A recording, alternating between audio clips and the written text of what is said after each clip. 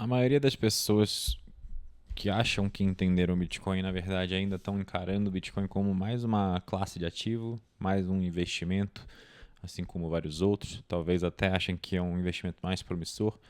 Mas a verdade é que quem acha que Bitcoin é um investimento, só mais um entre várias opções, não entendeu nada. Eles não entenderam que eles estão vivenciando um momento único na história da humanidade, que é a transição da sociedade de um dinheiro inferior para um dinheiro superior, um dinheiro muito melhorado, um upgrade monetário. E é por isso que a gente chama o canal aqui de Better Money. Hoje eu quero falar com vocês de um livro que para mim foi extremamente marcante. Vocês já me viram aqui falando exaustivamente em todos os conteúdos sobre por que o Bitcoin é o melhor dinheiro que já existiu, sobre as propriedades do dinheiro, o que faz o Bitcoin atender melhor essas 5 propriedades do que qualquer outra coisa.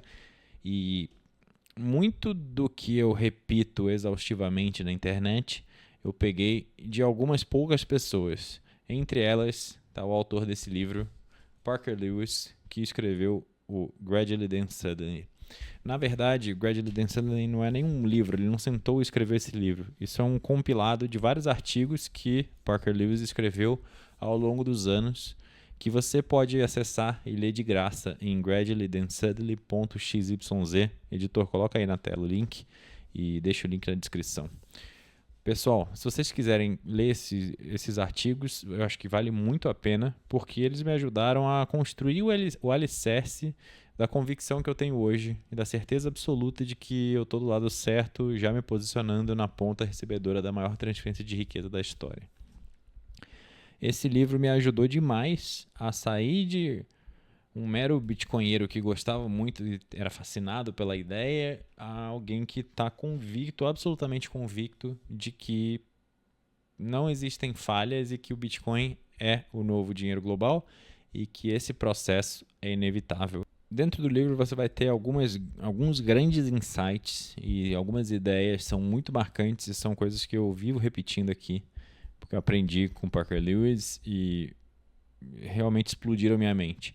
A primeira grande ideia que ele deixa claro é a ideia de sistemas econômicos convergirem para uma única forma de dinheiro. Ou seja, a gente está organizado em sociedade, a gente vive em sociedade, a gente tem que colaborar e trocar uns com os outros. E a vida é muito mais fácil se a gente se organizar em torno de uma única forma de dinheiro. Porque, como você já viu e já sentiu na pele toda vez que você vai viajar e leva os seus reais para algum lugar, você tem que trocar eles por dólar ou trocar eles pela moeda local.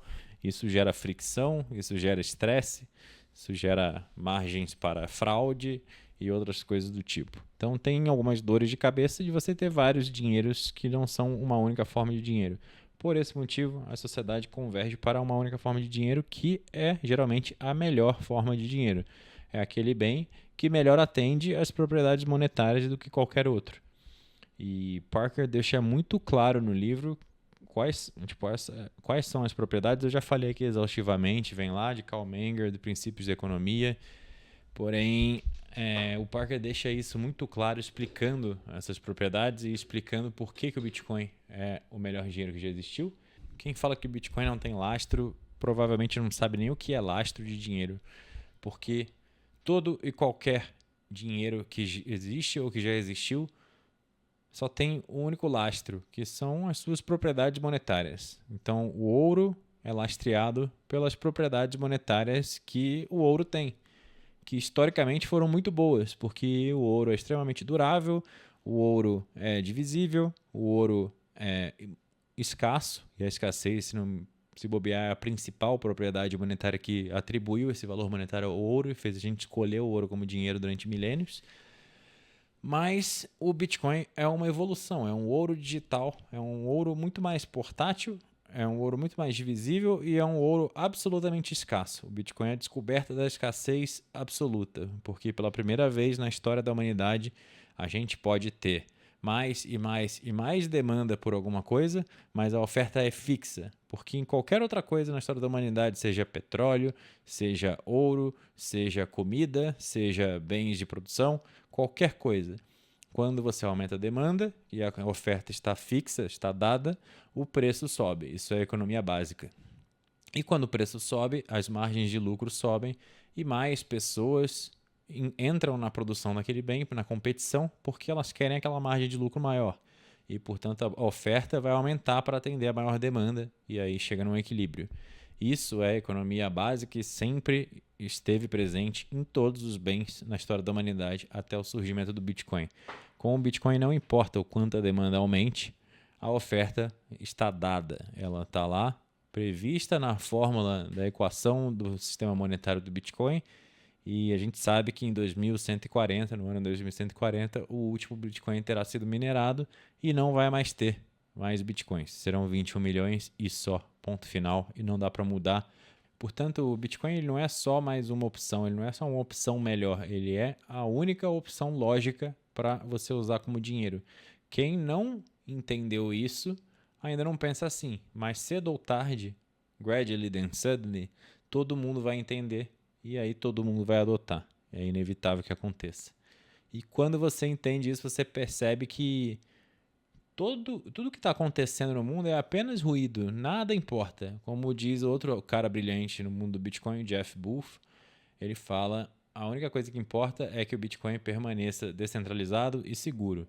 Pois é, então se o Bitcoin continuar descentralizado e seguro, saindo um bloco a cada 10 minutos, todo o resto é apenas ruído e você pode ignorar tudo, porque o Bitcoin é inevitável. Outra grande ideia, uma ideia central ali do livro é como o Bitcoin corrige as falhas estruturais do sistema monetário atual, do sistema fiduciário.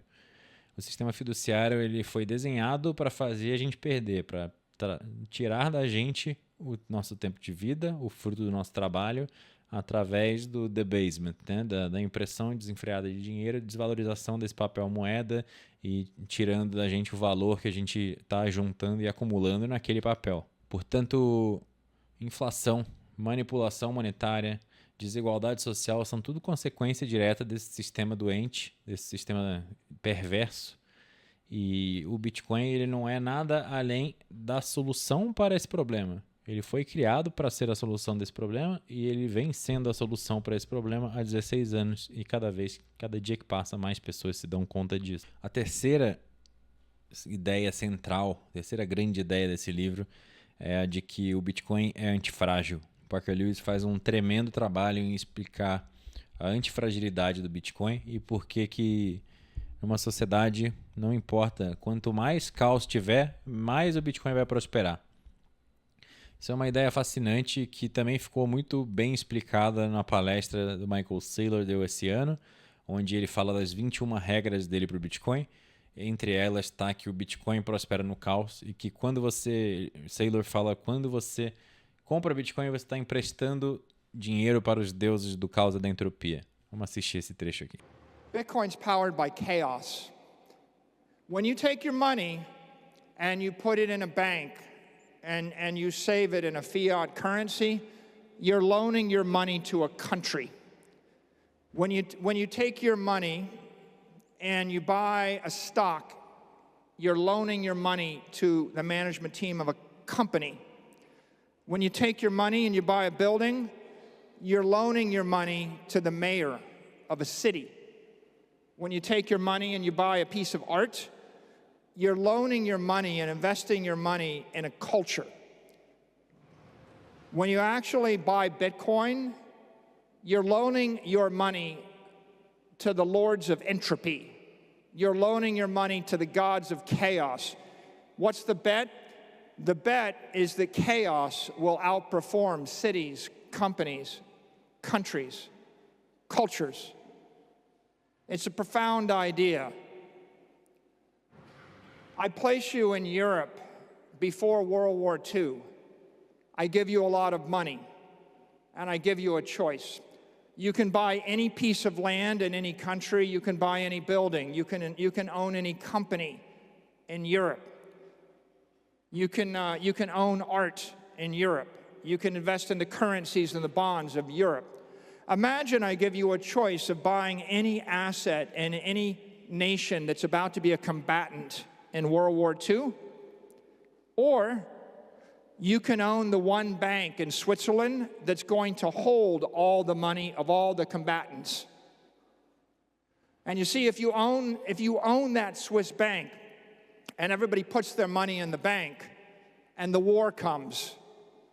Chaos comes. And the war is a metaphor for chaos and entropy accelerated in 4 years. What you realize is every building is risky. It may be blown up. Every company will probably collapse. Any piece of land may or may not have value. The rents and the rental contracts will probably be torn up. The currencies will all collapse. And in fact, the more chaos, the more destruction and devastation, the more valuable that one bank. In fact, if everybody puts their money in the bank and they all kill each other, the bank keeps the money. And it's a very profound idea. Are you in the business of benefiting from chaos, or are you in the business of attempting to stop it? And the law of thermodynamics says you can't stop entropy, right?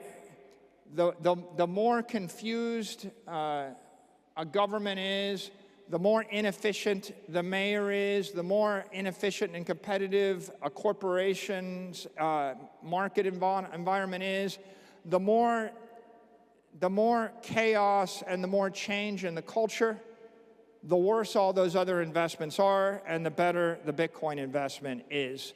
Bitcoin is powered by chaos. Pois é, essa antifragilidade do Bitcoin só é possível por causa da sua descentralização. A inexistência de pontos centrais, de pontos únicos de falha, fazem com que o Bitcoin possa ser esse dinheiro extremamente antifrágil. E o que mais me marcou ao ler o Gradually Then Suddenly não é que as ideias ali são inovadoras e que eu ouvi e estava lendo aquelas ideias pela primeira vez. Não, eu já ouvi algumas outras pessoas falarem sobre essas ideias, alguns dos grandes pensadores de Bitcoin, como o próprio Parker ou como Saifedean, Michael Saylor, Jeff Booth e muitos outros, já falaram exaustivamente sobre o que faz o Bitcoin ser tão revolucionário, mas Parker tem uma capacidade de formular frases e colocar suas ideias, seus argumentos de uma forma tão lógica e irrefutável que na minha opinião, esse é um dos livros mais lindos e mais legais de ler sobre Bitcoin, exatamente por isso. Portanto, cada página desse livro reforça uma verdade que todo mundo deveria entender de certa forma, que o Bitcoin não é só mais uma inovação tecnológica, que ele é um marco de evolução na humanidade e ele vai mudar profundamente a forma como a sociedade se organiza.